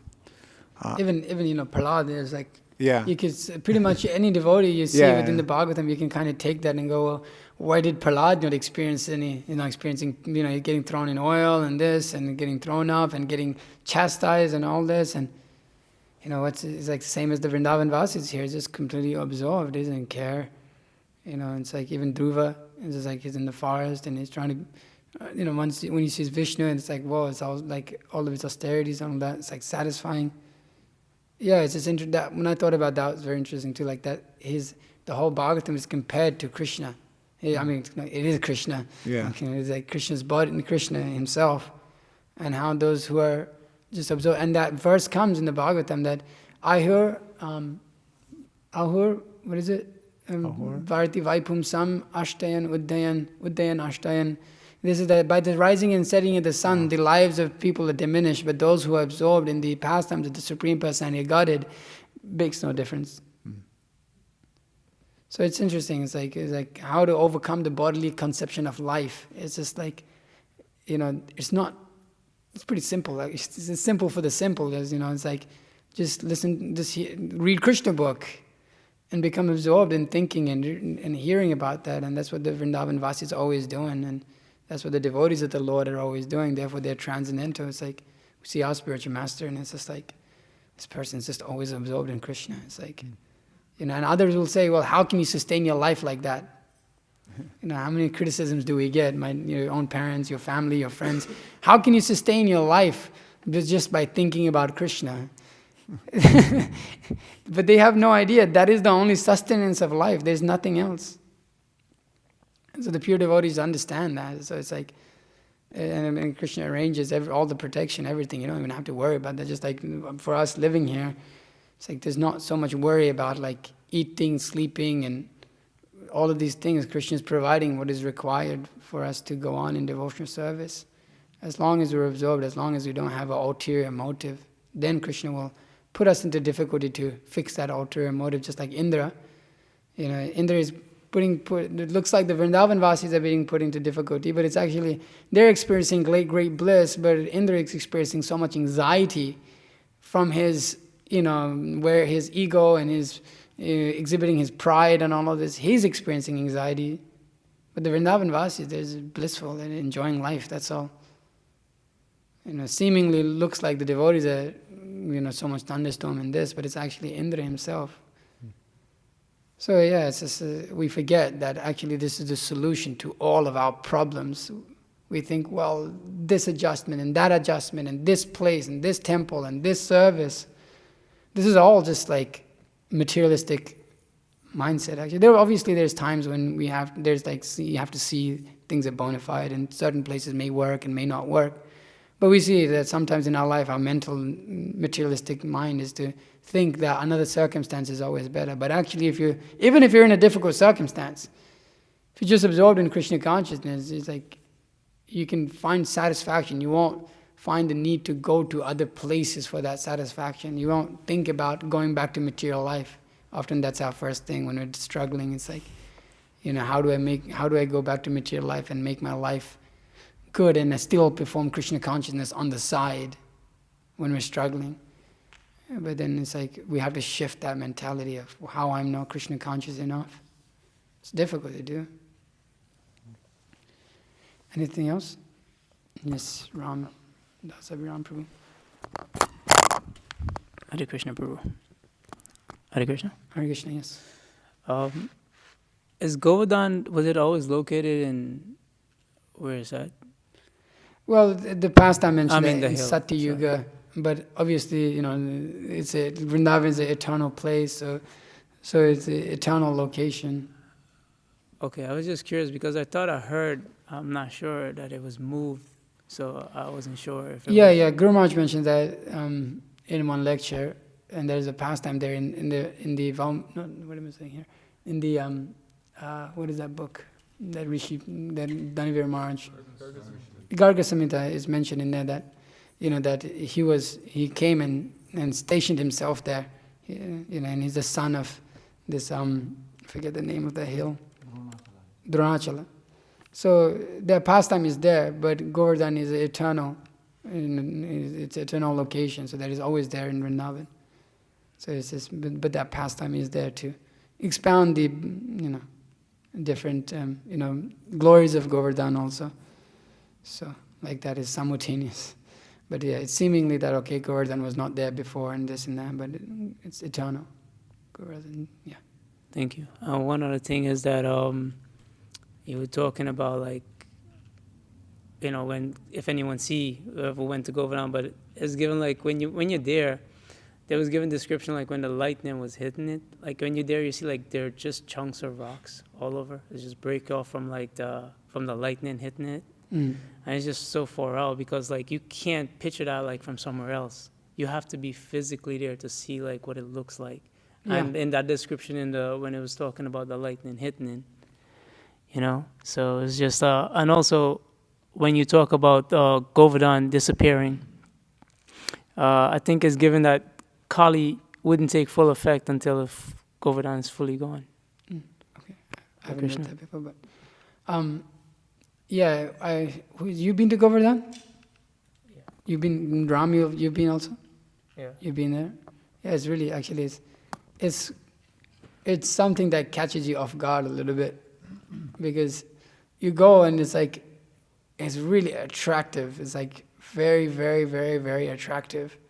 It's like, because it's like, Monday Vijay looks like a bunch of rocks, but it's like, I remember I was there at a time when it was raining, and then the rain had just finished off, and then the sun came out a little bit, and the clouds were around, but it was just like, Govardhana was like, whoa, this is a very, like, so attractive. It's like, it's not like going to Stone Mountain, it's like, and it's like, it's not the same, but I'm guessing, it's like, being a neophyte, at least there's some level of attraction, what the pure devotees are seeing, It's just the form of Govardhana is just like, wow, it's like, what is this? You can't fathom it, you can't put it into logic and reason. Obviously the materialists can't understand at all, but yeah, it's like when you go there, it's like, and these pastimes, or you've read about these pastimes, and it's like, wow, it's very attractive. Okay, anything else? Yes, Chitta Girish Prabhu.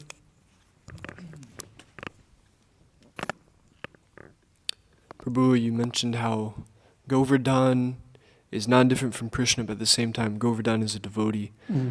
So I was just wondering, to help us better understand this, can we like briefly describe the tattva of Govardhana? Is there another devotee who similarly is a devotee but also Krishna at the same time? Is this like Shaktivesh tattva? What is this? Inconceivable potency, that's all I understand from hearing from Guru Maharaj's lecture. Is devotee and it's Krishna also. How to understand, I don't know, but we accept. Do you know if there's a similar instance of like a devotee also? I'm not too sure. Anything from Kalki Prabhu? Yeah. Isn't Lord Shiva on that same platform? He's a devotee and he's also Vishnu. Not particularly, I believe. It doesn't. No. He's. Anyways, his tattva is slightly. But it's not the same case as what we're looking at here. Huh? Balaram? Yeah, Balaram. You can say like that, but it's Supreme Personality Godhead. But you see that. Yeah, it's confusing. I don't. This is like subject matter is like a little more touchy. So achintya, inconceivable. He's a devotee, but Krishna says, "Well, I take that form of Govardhana, but Govardhana is a devotee also." So Krishna can do what he likes. I don't know. Maybe somebody else. Yeah, you have somebody else. Yesterday I saw Guru Maharaj lecture from Chennai. This last one, day before yesterday maybe. And he told that sometimes atheistic people, they asking why you worship the God who have like a head, elephant head. And Guru Maharaj asked the devotees, what you will answer for that question. And my answer is very simple. Because it's like this. Yes, like this. Because it's like this, Atheistic people, they every time they want to put some, like Guru Maharaj told, put in some box. Right. You have this box, this box, this box, this box. But it's like this. Why Krishna is like this? Have this color? Why like this? Why like this?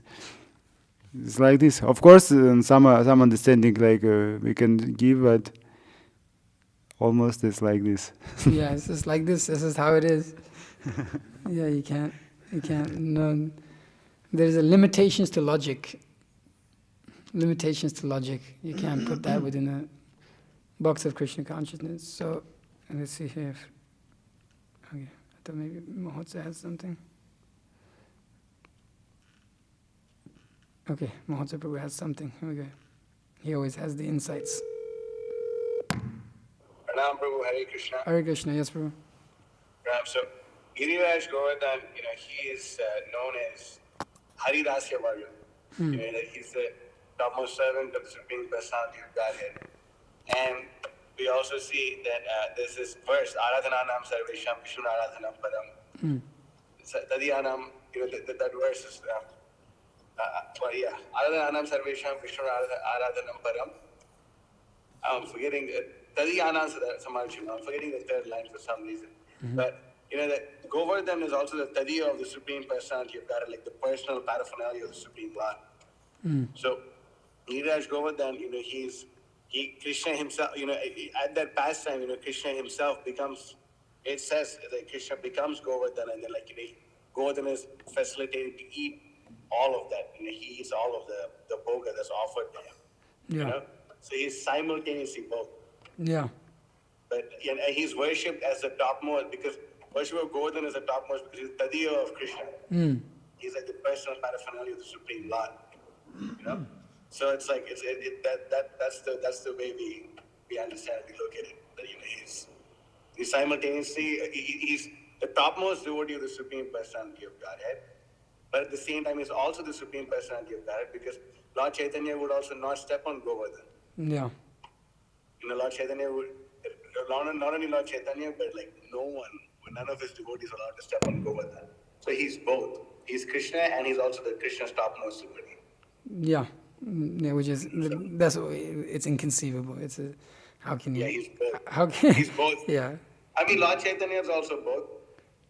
Right? He's the topmost. Yeah, I was gonna say that, but it seems very little different in this case. It's in the same realm of reasoning. That Lord Chaitanya is also he's the topmost devotee, but he's also like Krishna himself. Yeah. He's also Radha and Krishna simultaneously. This is the Jiva Goswami says that our philosophy at every point is achintya. At every point. You can't fully conceive of how you're not really the body and the spirit soul. Don't accept everything blindly. Actually, you know what? Accept everything blindly. Achintya. Don't do it. Don't accept things blindly and accept things blindly at the same time. Yeah, both things are there. Both things are there. So this one is also. Yeah, he's both. He's both. Yeah. That's the conclusion. He's both. Yeah. That's why Lord Chaitanya even wore a Gunjamala with Govardhan Shila around his neck. Yeah. So. Okay, thank you, Hare Krishna. Okay, any other questions? Yes, Kalki Prabhu.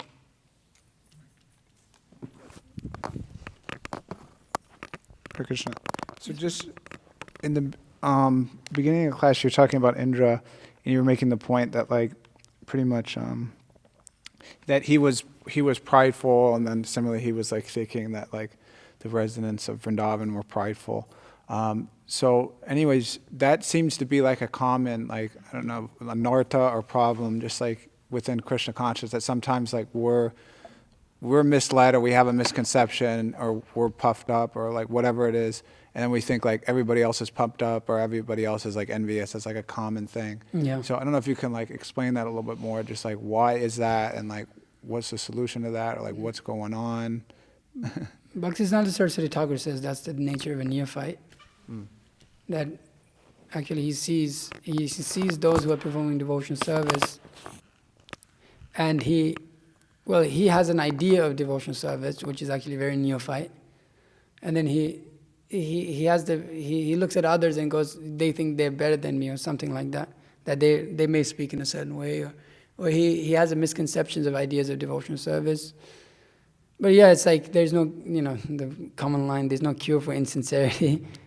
But it's like, yeah, it's a difficult one because I've seen it a good amount of time, and I probably do it also. But I've seen it pretty grossly. When the person is like extremely puffed up, and then thinks others are puffed up, and then expounds that, and then puts that forward, and then later it's seen like, it's like not a good situation.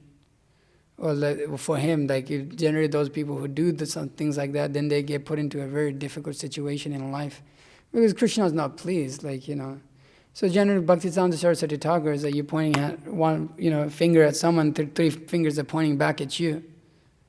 So one has to see, whether, why, be introspective and be intelligent in how he criticizes devotees or judges devotees. And one's actually meant to be very careful in this regard, because if you do it wrong, then there's room there for Vaishnava aparadh coming in. Now, not that we use that as an excuse not to discriminate, but one has to be intelligent in his discrimination, and it's generally, one shouldn't propagate that another Vaishnava is puffed up. Generally, there may be talks of that within, in order to try to, if somebody's walking around telling everybody, oh, this person's puffed up, or everybody's puffed up, then there's something wrong. Generally, you wouldn't speak like that, within Vaishnava tradition. It's like those things, if there is a problem that somebody has a ego issue, then that's generally discussed among the authorities or devotees who are there, who have the qualification to deal with that. It's not particularly our position to walk around telling who's puffed up and who's not. That's kind of up to those who have taken shelter of you to kind of deal with. So to save ourselves from difficulties of Vaishnava aparadh, it's better to not walk around saying so many people are puffed up, and to just kind of accept a little bit of a humble mood. And what are you going to achieve from it? What are you going to achieve from thinking that everybody's puffed up? There's a wrong mentality there. Or that he's puffed up, I'm not puffed up, I'm humble. And then that in itself is a defeat. So, yeah, it's just it's a difficult position to be in. But hopefully by the mercy of the Vaishnavas that they're able to point that out in us. And they will, but then if we don't accept it once, twice, then you're kind of lost a little bit. So, yes, you've been around for 10, 12 years now, and you've seen so many of that so many times, and what it leads to.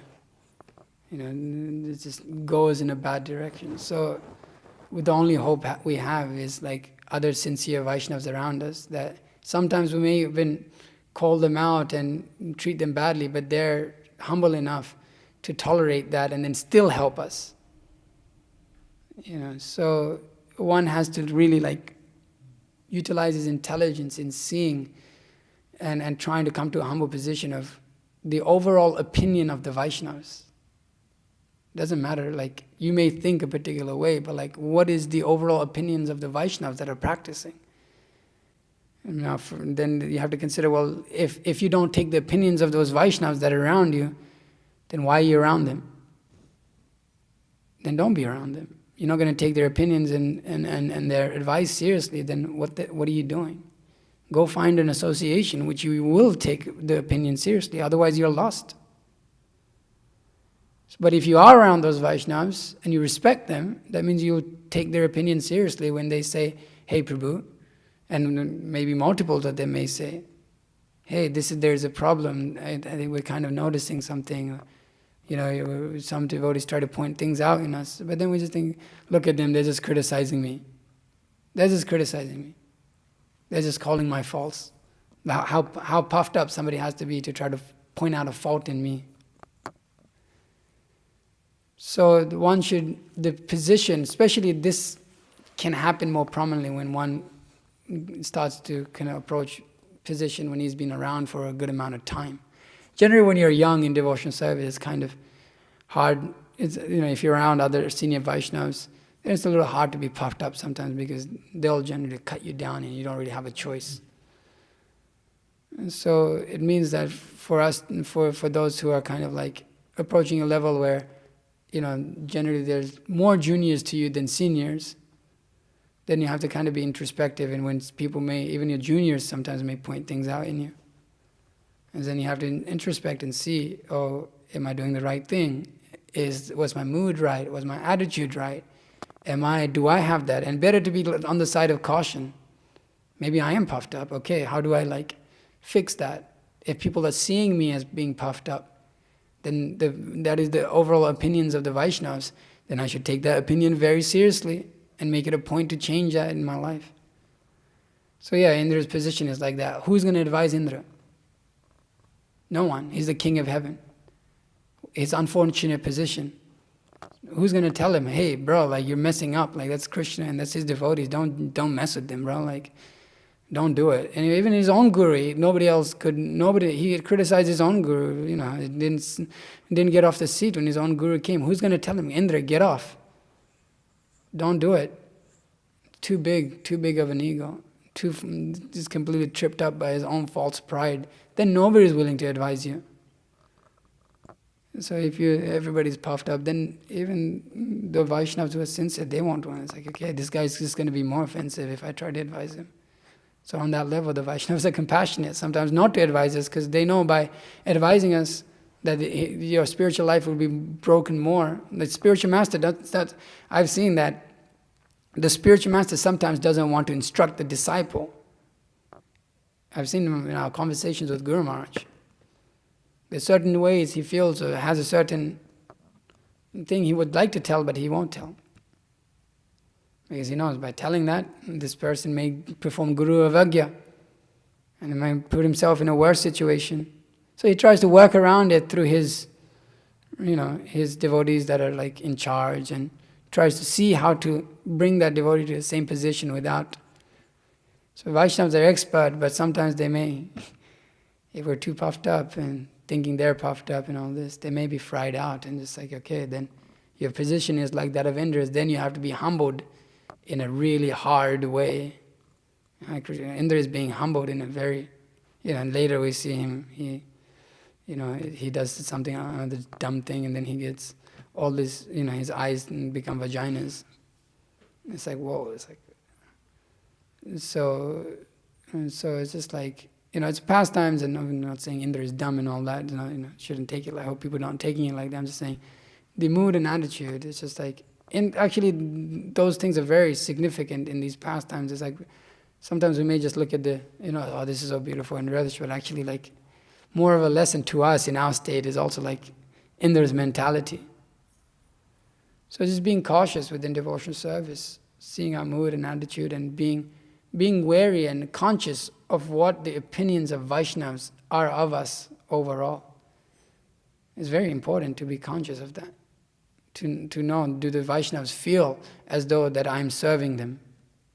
That's the most important consideration. Do they see, or do they feel that I'm providing enough service for them?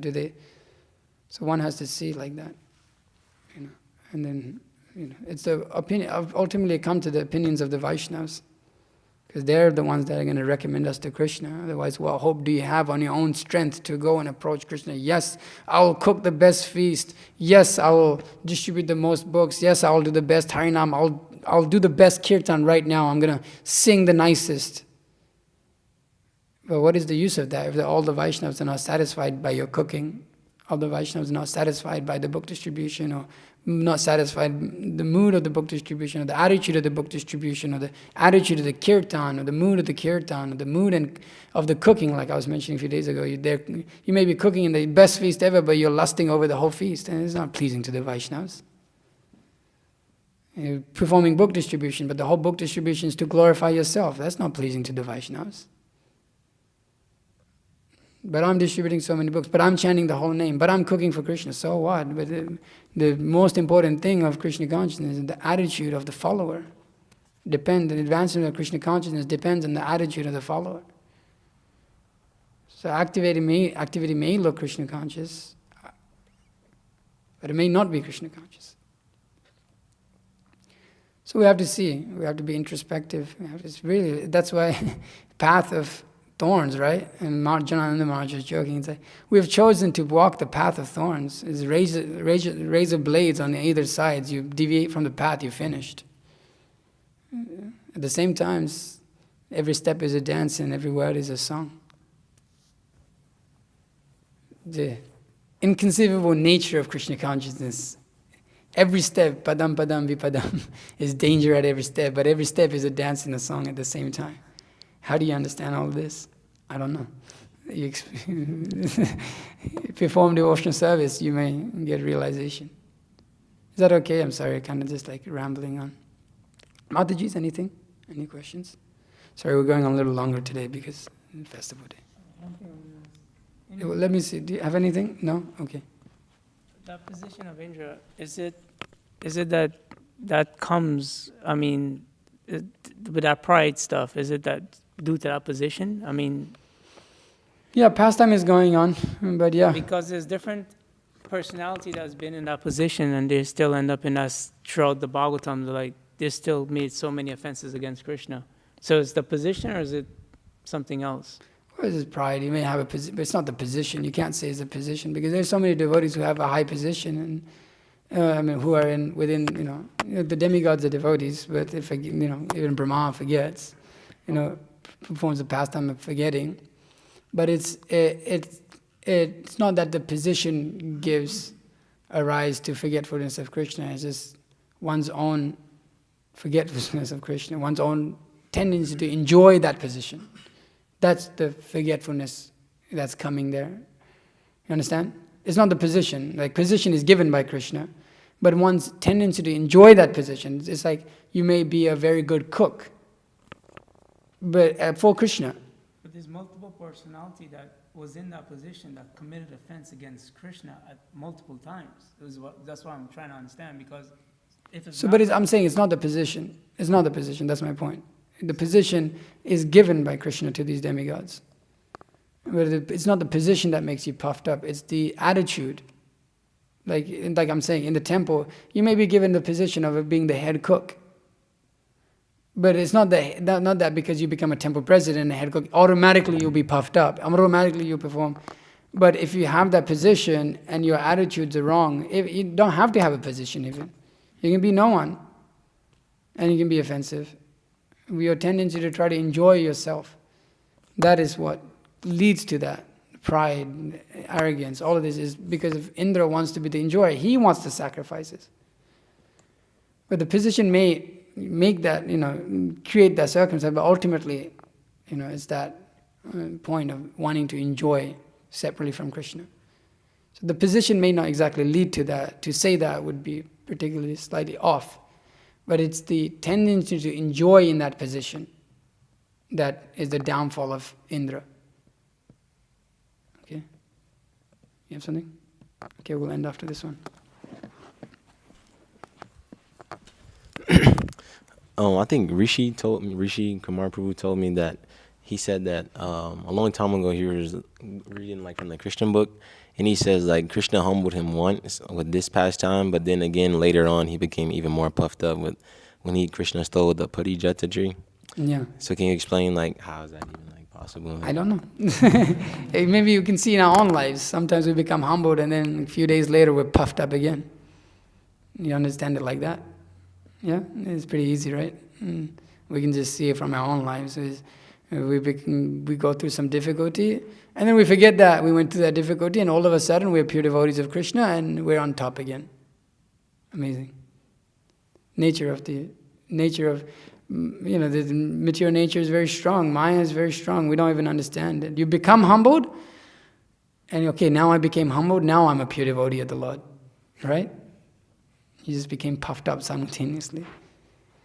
So how can you understand it? We have experienced ourselves. In this case, we have experienced ourselves of being humbled so many times, having so many realizations, but then going back to the same thing.